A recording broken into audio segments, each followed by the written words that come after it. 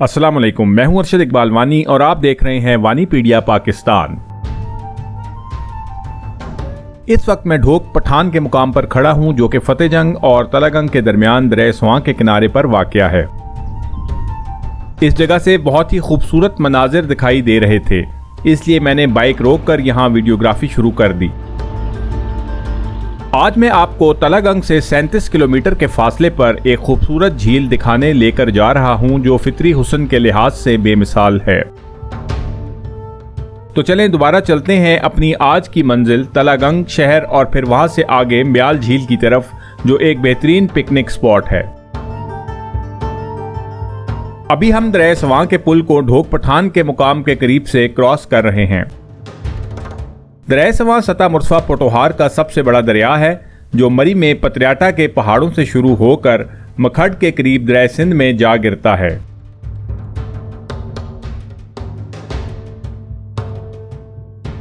दरिया को क्रॉस करने के बाद अब मैं तेजी से तलागंग शहर की जानिब रवां दवा हूं, जहां से फिर मैं मियांवाली रोड पर हो जाऊंगा।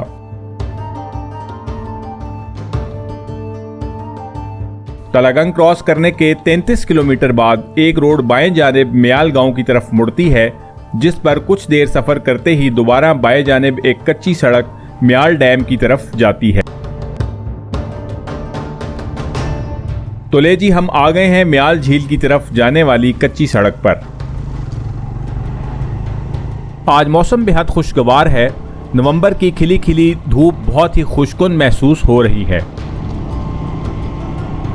जहां से हमने पक्की सड़क को छोड़ा है वहां से डैम तक 4 किलोमीटर का कच्चा रास्ता है। अतराफ में गंदम के खेत नजर आ रहे हैं, जिनमें अभी कुछ अरसा पहले ही गंदम की बोआई की गई है।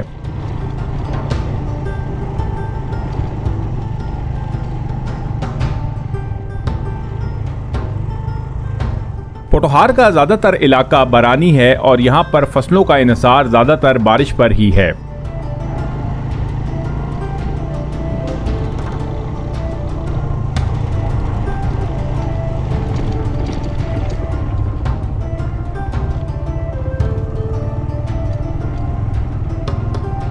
लोग ज़्यादातर यहाँ पर सबसिस्टेंस फार्मिंग या गुजारा काश्तकारी ही करते हैं और बहुत से लोगों ने काश्तकारी के साथ साथ भेड़ बकरियाँ और गाय भैंसें भी पाल रखी हैं।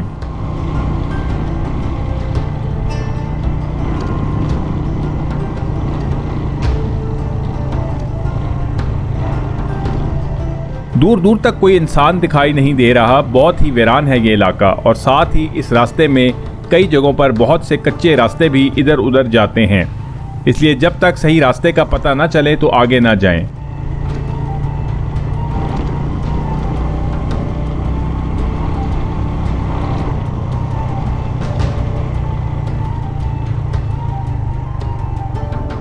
खेतों और सरकंडों के दरमियान इस कच्चे रास्ते पर बाइक चलाना एक बेहद खुशगवार तजुर्बा है।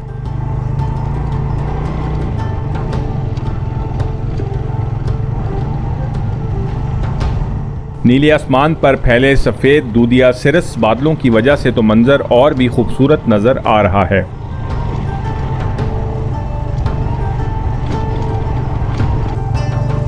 आगे जो है ना सही कीचड़, रास्ते में सामने एक जगह कीचड़ आता है जिसमें से बाइक बहुत एहतियात से गुजारें।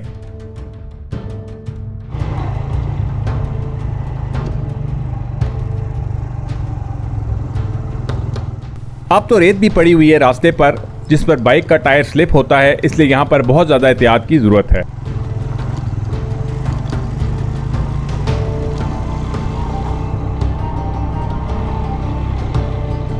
सामने अब डैम की दीवार भी नज़र आना शुरू हो गई है।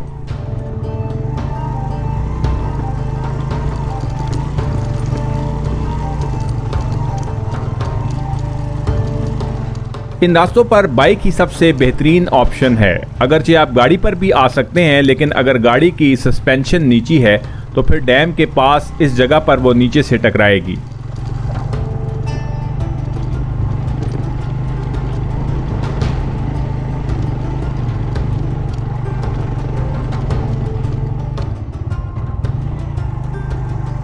कच्चे रास्ते पर तो 4 किलोमीटर का फासला भी 40 किलोमीटर के बराबर लग रहा है, खत्म होने का नाम ही नहीं ले रहा। लेकिन शुक्र है कि अब मैं तकरीबन पहुंच गया हूं।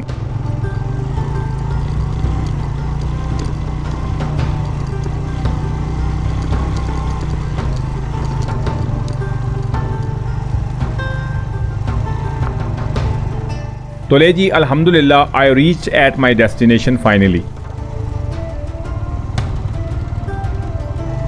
तो चलें पहले आपको डैम की दीवार के ऊपर से म्याल झील का खूबसूरत मंजर दिखाता हूं।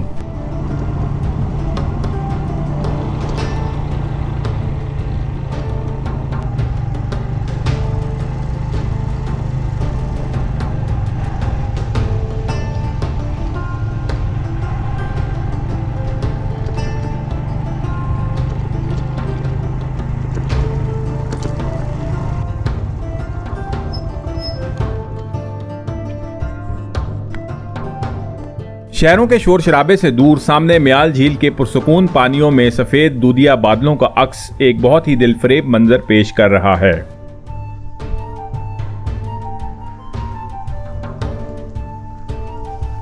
म्याल डैम से बनने वाली ये झील काफी बड़ी है और इस डैम का संगे बुनियाद 2004 में रखा गया था।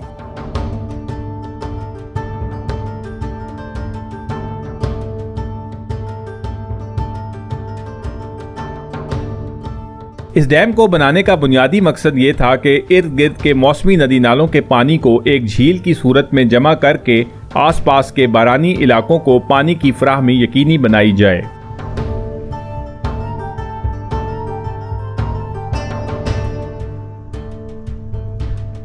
इस डैम से बिजली पैदा नहीं की जाती।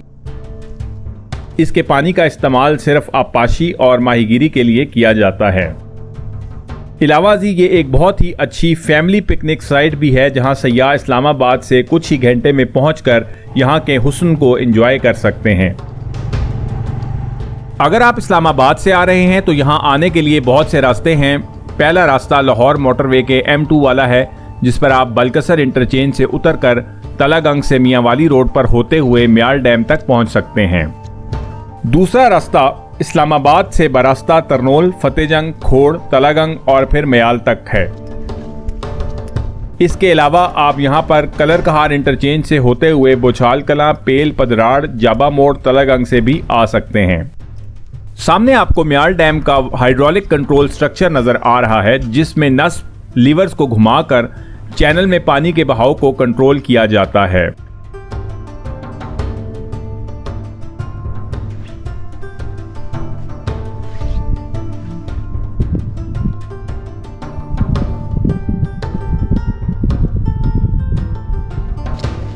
तो चलें अब मैं आपको म्याल डैम के किनारे बने हुए खूबसूरत रेस्ट हाउस की सैर करवाता हूं। ये rest house small dam organization के अंडर आता है, जिसकी बुकिंग चकवाल में इनके दफ्तर से ही की जा सकती है। झील के किनारे बने इस रेस्ट हाउस में 2 कमरे, ड्राइंग और डाइनिंग रूम्स मौजूद हैं। गर्मियों के मौसम में यहाँ बहुत ज़्यादा गर्मी पड़ती है, इसलिए यहाँ विजिट का सबसे बेहतरीन मौसम अक्टूबर से अप्रैल तक का है। सर्दियों के मौसम में यहाँ पर आप साइबेरिया से आने वाले परिंदों का नज़ारा भी कर सकते हैं, जो रूस के शुमाली इलाकों में शदीद सर्दी पड़ने की वजह से हिजरत करके सैकड़ों किलोमीटर का फासला तय करते हुए पाकिस्तान के मुख्तलिफ डैम्स, वेटलैंड्स और झीलों का रुख करते हैं। इस वक्त बारिशें न होने की वजह से झील में पानी की मिकदार काफ़ी कम है और आपको वो चट्टानें भी नज़र आ रही हैं जो पानी के नीचे होती हैं। झील में पानी की सबसे ज़्यादा मिकदार मॉनसून के महीनों में होती है, जब ज़्यादा बारिशों की वजह से इर्द गिर्द का सारा इलाका ज़ेरे आब होता है।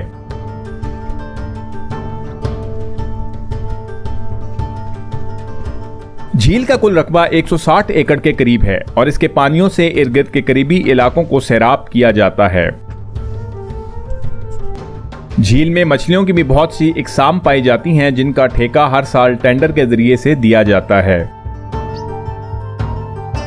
तो चलें अब आप म्याल झील का फजाई मंजर एंजॉय करें। चैनल को सब्सक्राइब और वीडियो को लाइक और शेयर जरूर कर दें। जज़ाकल्लाह। अपना ख्याल रखिएगा। Stay safe. अल्लाह हाफिज़। फ़ी अमान अल्लाह। अस्सलामु अलैकुम।